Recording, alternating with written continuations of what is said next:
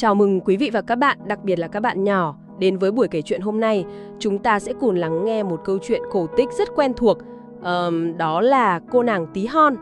Vâng, câu chuyện này được trích từ tuyển tập truyện cổ tích Hans Andersen cho thiếu nhi trên trang Khó sách Việt đấy ạ.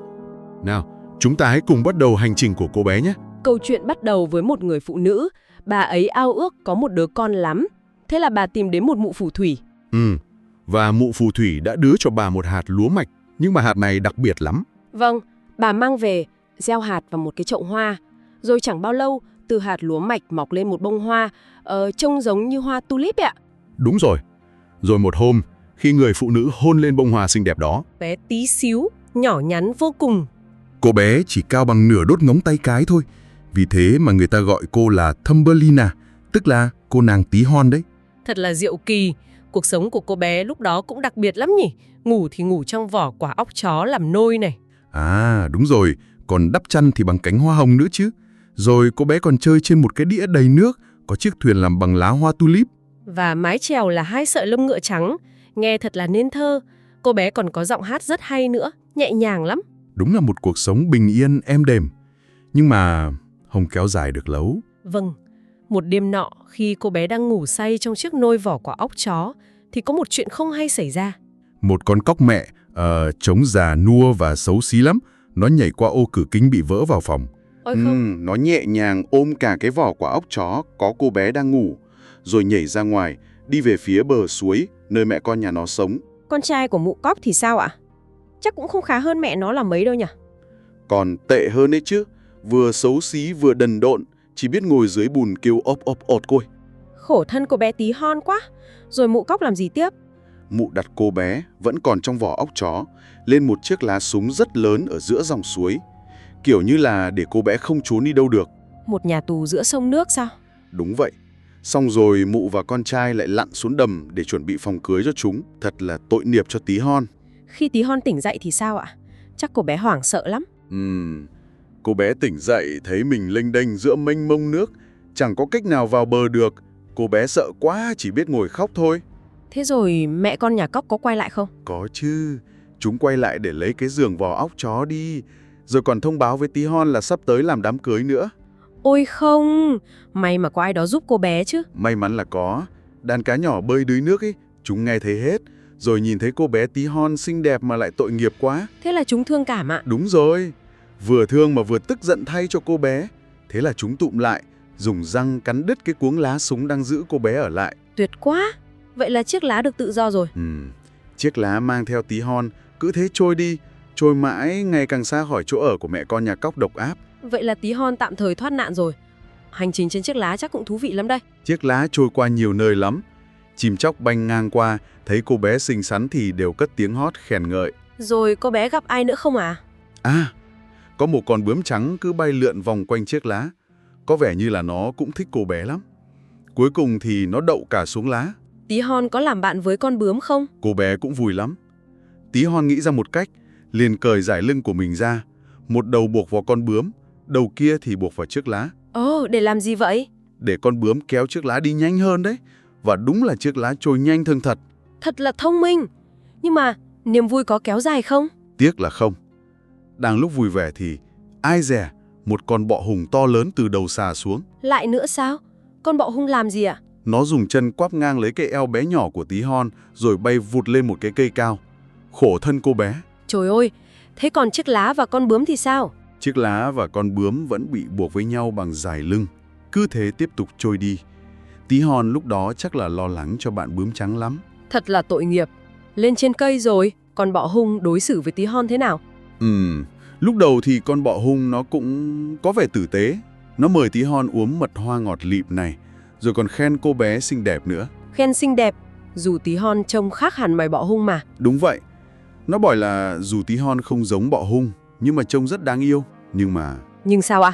Lại có chuyện gì nữa? khi mà các con bọ hung khác sống trên cây kéo đến thăm ấy, thì mọi chuyện lại khác. Ồ, các con bọ hung khác nói gì? Chúng nó nhìn tí hon rồi bắt đầu xì xào chê bai. Chúng bảo: Ôi, chúng nó có mỗi 2 chân kìa. Rồi sao nữa à? Rồi chúng lại chê: Eo ơi, không có râu nữa chứ. Rồi lại: Cái eo thì thon nhỏ, trông cứ như con người ấy. Xấu quá. Thật là quá đáng. Thế con bọ hung bắt tí hon thì phản ứng thế nào? À, thì con bọ hung đó, ban đầu nó còn thấy tí hon xinh, nhưng mà nghe đám đông chê bai nhiều quá, thế là nó cũng thay đổi ý kiến luôn. Nó cũng hùa theo chê tí hon sao? Nó cũng thấy tí hon không còn xinh đẹp nữa. Nó nghĩ là có lẽ mọi người nói đúng. Thế là nó chẳng muốn giữ tí hon lại làm gì. Rồi nó làm gì? Nó tha tí hon bay xuống, đặt cô bé lên một bông cúc trắng dưới đất rồi bay đi luôn, bỏ mặc cô bé ở đó. Trời ơi, thật là phũ phàng. Tí hon chắc buồn lắm. Buồn và tủi thân lắm chứ. Cô bé lồi khóc một mình, cứ nghĩ rằng mình thật là xấu xí nên mới bị bọ hung chê bai ruồng bỏ như vậy. Thật đáng thương. Vậy là tí hon lại phải sống một mình sao? Đúng vậy.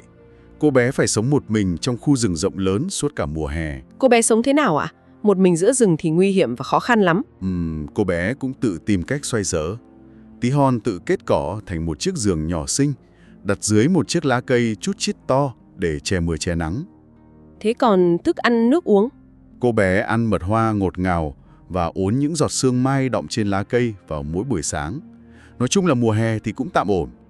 Nhưng rồi mùa đông khắc nghiệt đã đến, phải không ạ? Đúng vậy. Mùa đông dài và lạnh lẽo ập đến. Chim chóc thì bay hết về phương Nam tránh rét. Cây cối thì trút lá, hoa cỏ thì tàn úa hết. Tí hon bé nhỏ như vậy làm sao chịu nổi cái lạnh giá đó? Khổ lắm. Quần áo của cô bé lúc này cũng rách nát hết rồi. Cô bé lạnh run lên cầm cập. Tuyết bắt đầu rơi. Mà với tí hon thì mỗi bông tuyết rơi xuống cứ như là cả một cái xẻng tuyết lớn vậy đó. Nghe mà thấy thương quá. Rồi cô bé phải cố gắng đi qua một cánh đồng ngô vừa mới gặt xong. Những gốc rạ khô cứng còn sót lại, đối với cô bé thì chẳng khác gì một khu rừng rậm rạp, khó đi cả. Cô bé đi đâu vậy à? Tìm nơi trú ẩn sao? Đúng rồi, cô bé lạnh quá, phải tìm một nơi nào đó ấm áp để trú đông. May mắn làm sao, cuối cùng tí hon cũng tìm thấy một cái hang nhỏ dưới một gốc rạ. Hang của ai vậy à? Đó là hang của một bà chuột đồng già. Bên trong hang ấm áp cực kỳ, lại còn có cả một kho chứa đầy hạt ngũ cốc nữa chứ. Ồ, có vẻ là một nơi tốt lành đây. Hang có cả nhà bếp, phòng ăn rất là tươm tất. Tí hon tội nghiệp đứng trước cửa hang, run rẩy vì lạnh, chỉ dám xin bà chuột một hạt lúa mạch để ăn thôi. Bà chuột đồng có tốt bụng không? Có, bà chuột đồng cũng tốt bụng lắm. Thấy tí hon đáng thương quá, bà mời cô bé vào nhà ăn tối, rồi còn cho ở lại đấy suốt mùa đông nữa. Tuyệt quá! Vậy là tí hon có nơi nương tựa rồi. Nhưng mà cũng có điều kiện đấy. Bà chuột bảo tí hon phải giữ cho căn phòng luôn sạch sẽ, ngăn nắp, và quan trọng là phải kể chuyện cho bà nghe mỗi tối. Bà chuột đồng kể đó là ông hàng xóm giàu có lắm, một con chuột chũi. Chuột chũi? Nghe có vẻ không ổn lắm nhỉ? Bà chuột khoe là ông chuột chũi có những gian phòng rất lớn dưới lòng đất, lại còn mặc cái áo khoác bằng nhung đen mượt mà, sang trọng lắm. Rồi bà chuột có ý gì đấy? Bà chuột bắt đầu gợi ý xa gần, bảo tí hon mà lấy được ông chuột chũi thì sướng cả đời, giàu có mà. Nhưng có một vấn đề. Vấn đề gì ạ? Ông chuột chũi này bị mù, ông ta không nhìn thấy gì cả. Ôi trời, thế thì tí hon chắc không thích rồi. Đúng vậy, tí hon chẳng hề thích ý tưởng đó chút nào. Ông chuột chũi tuy giàu có, lại có vẻ uyên bác nữa, nhưng ông ta suốt ngày chỉ chê bai mặt trời và hoa đẹp thôi. Tại sao lại chê bai những thứ đẹp đẽ đó? Tại vì ông ta có bao giờ nhìn thấy chúng đâu. Suốt đời chỉ sống dưới lòng đất tối tăm mà. Ra vậy, thế ông ta có thích tí hon không? À, có một lần tí hon hát cho ông ta nghe. Giọng hát trong trẻo, du dương của cô bé làm ông chuột chũi cũng có vẻ siêu lòng đấy. Nhưng mà ông ta vẫn kín đáo lắm, không thể hiện ra nhiều. Ông chuột chũi này còn làm gì nữa không? Ông ta rất siêng năng. Ông ta đã tự mình đào một đường hầm dài nối từ hang của ông ta sang thẳng hang của bà chuột đồng. Để làm gì ạ? Để tiện qua lại thăm hỏi sao? Đúng rồi, để bà chuột và tí hon có thể sang chơi nhà ông ta bất cứ lúc nào. Rồi một lần đi dạo trong đường hầm đó, họ đã phát hiện ra một chuyện, phải không ạ? Chính xác. Ông chuột chũi mời bà chuột đồng và tí hon đi tham quan đường hầm mới đào. Ông ta còn cầm theo một khúc gỗ mục có lân tinh để soi đường nữa. Đi trong đường hầm tối tăm chắc cũng hơi sợ nhỉ? Ông chuột chũi vừa đi vừa dặn dò là cẩn thận vì giữa đường hầm có xác một con chim năm đó. Xác chim ư? Sao lại có chim ở dưới đường hầm? Khi đến nơi, họ thể đó là một con chim én. Trông nó có vẻ như chỉ vừa mới chết thôi, lông cánh vẫn còn nguyên vẹn. Tội nghiệp quá. Ông chuột chũi phản ứng thế nào? Ông ta dùng cái mũi to của mình hích đất lên trần hang để tạo một lỗ hổng cho ánh sáng lọt vào một chút. Rồi ông ta dùng chân đẩy xác con chim sang một bên, còn cau nhau bảo là loài chim này thật vô dụng, chỉ biết hót thôi chứ chẳng làm được gì. Thật là lạnh lùng. Tí hon chắc buồn lắm. Buồn lắm chứ. Tí hon rất yêu quý các loài chim mà. Cô bé thấy thương con chim én vô cùng. Cô bé có làm gì cho chim én không? Đêm hôm đó, đợi bà chuột và ông chuột chũi ngủ say, Tí hon đã lén quay trở lại chỗ con chim én nằm. Cô bé làm gì vậy? Cô bé dùng cỏ khô bện thành một tấm thảm nhỏ, rồi lấy hết chỗ lông tơ mềm mại mà cô tìm được trong hang chuột, nhẹ nhàng đắp lên cho con chim tội nghiệp. Thật là ấm áp và tốt bụng. Cô bé còn cúi xuống, hôn lên đôi mắt nhắm nghiền của chim én, thì thầm lời tạm biệt và cảm ơn những tiếng hót hay của nó.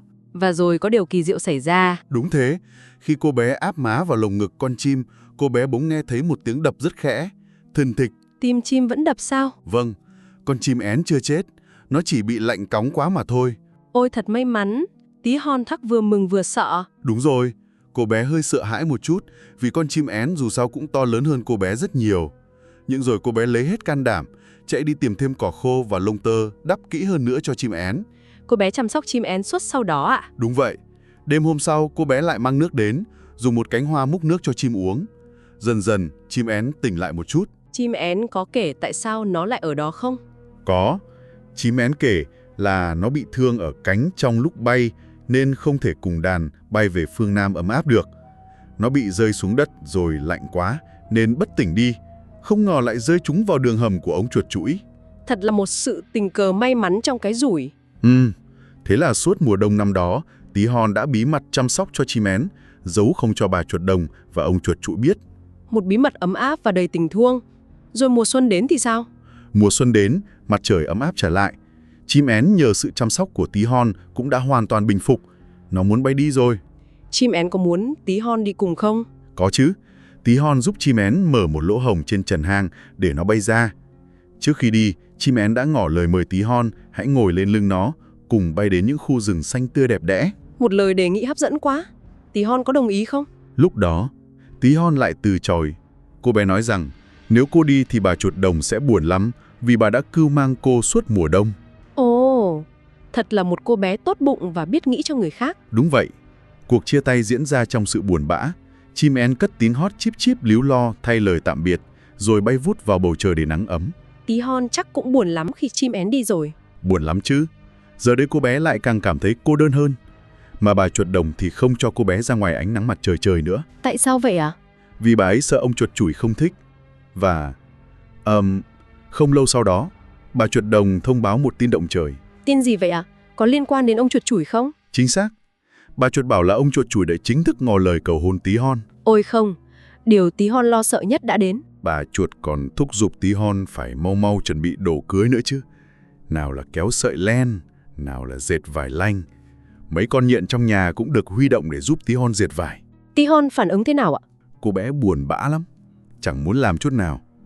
Tối nào ông chuột chũi cũng đến thăm, bàn tính chuyện đám cưới sẽ tổ chức sau khi mùa hè kết thúc. Tí hon thì chỉ biết ngồi khóc thầm. Cô ghét ông chuột chũi lắm. Bà chuột đồng có biết không? Biết chứ, nhưng bà ấy chẳng quan tâm. Đến mùa thu, khi mọi thứ đồ cưới đã chuẩn bị xong xuôi, bà chuột thông báo chỉ còn 4 tuần nữa là đến ngày cưới. Tí hon tuyệt vọng rồi. Cô bé khóc và nói rằng mình không muốn lấy ông chuột chũi đâu. Nhưng bà chuột đồng lại mắng cô bé là đồ ngốc, là vô ơn. Bà ta còn ca ngợi ông chuột chũi giàu có thế nào. Lấy được ông ta là diễm phúc lắm rồi. Thật là bí tắc. Đến ngày cưới thì sao ạ?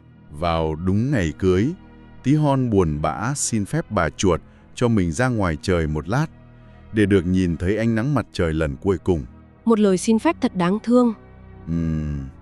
Cô bé đi ra cánh đồng ngô đã gặt trụi, chỉ còn trơ lại gốc rạ. Cô bé ngước nhìn mặt trời ấm áp, rồi nhìn một bông hoa đỏ nhỏ bé còn sót lại bên đường. Có bé nói gì với bông hoa à? Cô bé chào tạm biệt mặt trời, chào tạm biệt bông hoa nhỏ. Cô còn nhờ bông hoa rằng nếu có gặp lại chim én thì nhắn dùm cô lời thăm hỏi. Và đúng lúc đó, cô bé nghe thấy tiếng chip chip quen thuộc vang lên trên đầu. Là chim én sao? Chim én đã quay lại. Đúng vậy, chim én đã quay trở lại tìm cô bé. Nó đậu xuống ngay bên cạnh Tí hon. Thật là đúng lúc. Tí hon kể hết nỗi khổ của mình cho chim én nghe chứ. Có chứ.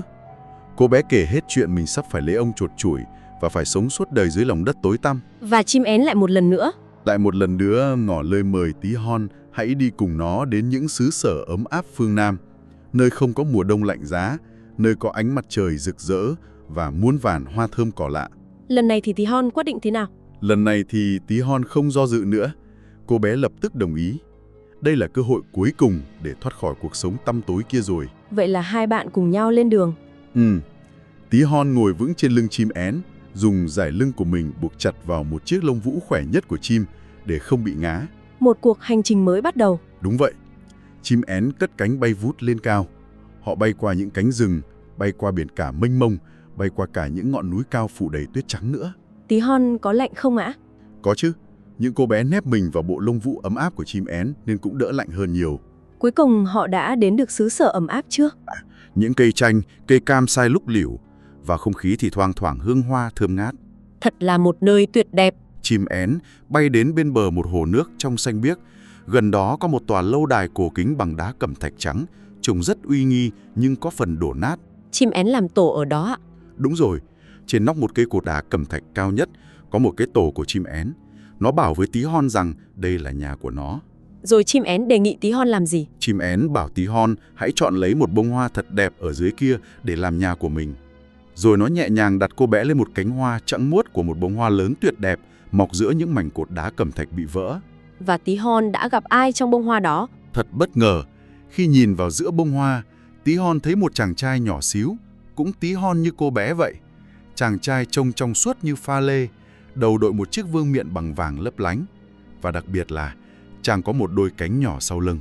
Ồ, một người giống hệt tí hon. Chàng trai đó là ai vậy? Đó chính là vị thần cai quản các loài hoa, hay còn gọi là vua của các loài hoa đấy. Vua hoa phản ứng thế nào khi thấy tí hon? Lúc đầu, nhà vua cũng hơi giật mình sợ hãi khi thấy con chim én to lớn. Nhưng khi nhìn thấy tí hon xinh đẹp tuyệt trần, thì vua vui mừng lắm. Chưa bao giờ vua thấy ai xinh đẹp như vậy. Rồi nhà vua làm gì? Nhà vua nhẹ nhàng cởi chiếc vương miện vàng trên đầu mình ra và đội lên đầu cho tí hon. Rồi vua hỏi tên cô bé là gì, và hỏi cô bé có đồng ý làm vợ mình, làm nữ hoàng của các loài hoa không. Một lời cầu hôn thật bất ngờ và lãng mạn. Tí hon trả lời sao ạ? Tí hon nhìn vị vua trẻ tuổi, khôi ngô lại giống hệt mình, khác hẳn với con cóc xấu xí hay ông chuột chũi già nua mù lòa. Cô bé vô cùng hạnh phúc và gật đầu đồng ý ngay. Thật là một cái kết có hậu. Đúng vậy. Ngay lúc đó, từ tất cả các bông hoa xung quanh, bỗng xuất hiện rất nhiều các cô tiên hoa, các chàng hoàng tử hoa nhỏ bé khác. Ai cũng mang đến những món quà quý giá để mừng đám cưới của vua và tí hon.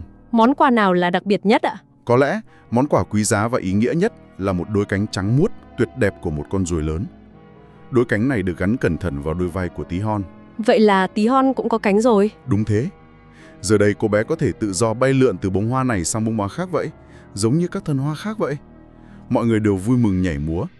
Chim én cũng cất tiếng hót vang bài ca chúc mừng đám cưới, dù trong lòng nó có chút buồn vì sắp phải xa tí hon.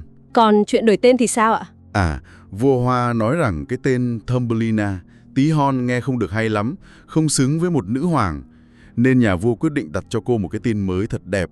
Tên mới là gì ạ? Tên mới của cô bé là Maya. Maya. Một cái tên thật đẹp. Vậy là tí hon, hay bây giờ là Maya, đã tìm được hạnh phúc đích thực của mình. Đúng vậy. Sau đó, chim én buồn bã nói lời tạm biệt Maya và vua hoa, rồi bay trở về phương Bắc, về đất nước Đan Mạch xa xôi. Chim én bay về đâu? Nó tìm đếm làm tổ ngay bên cửa sổ nhà của một vị văn sĩ chuyên viết truyện cổ tích.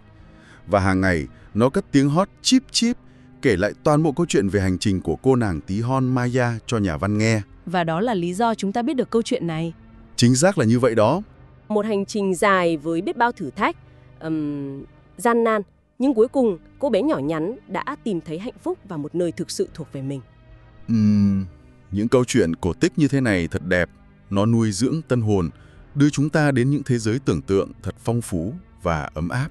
Một lần nữa, câu chuyện này được dựa theo bản kể trong truyện cổ tích Hans Sanderson cho thiếu nhi từ kho sách Việt.com. Xin cảm ơn các bạn nhỏ và quý vị đã lắng nghe câu chuyện của cô nàng tí hon.